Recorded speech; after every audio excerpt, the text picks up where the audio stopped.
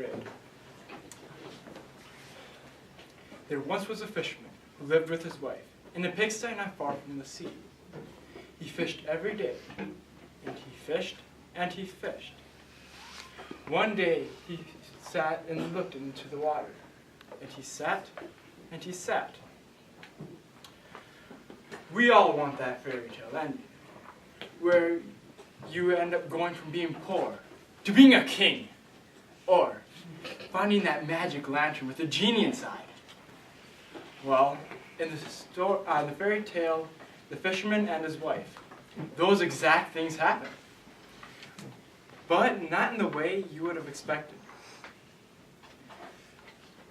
In the end, we should see if getting what you really wanted is actually a good thing or not.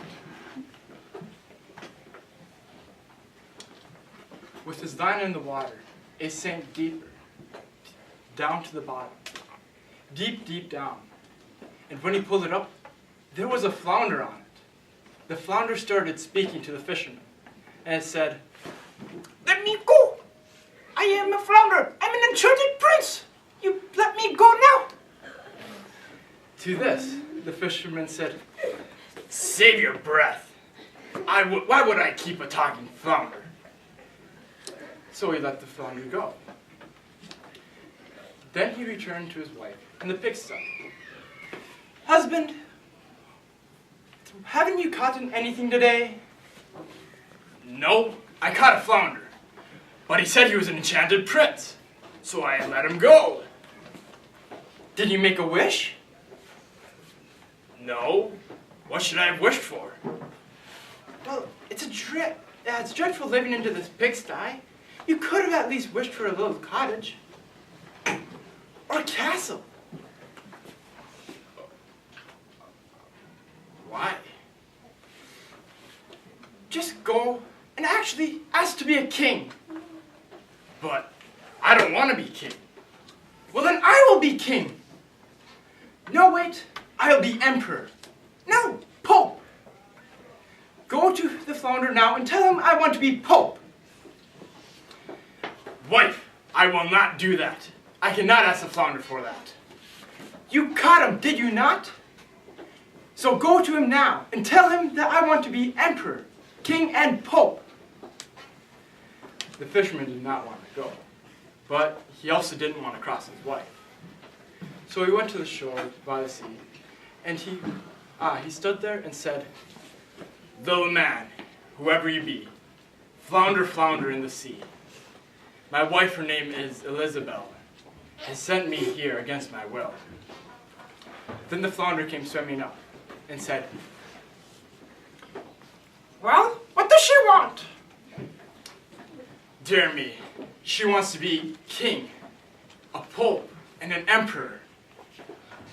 And I caught you, did I not? So you should give me some, at least one wish." "Just go home. She already is." And when he returned home to what he thought would be a pigsty, there was a marvelous castle with guards everywhere. And inside that castle, there was a church. When he walked inside, he saw his wife at the throne, surrounded by thousands and thousands of candles. There was carpets in every room. It was beautiful compared to the pigsty. So he went up to his wife and said, "Well, wife, is this good enough? Will we not live happily in this? Is there nothing that you would want more?" "We'll sleep on it. For right now, I cannot think of anything better." And so they went to bed. That next morning, the wife woke up early and sat there looking outside. As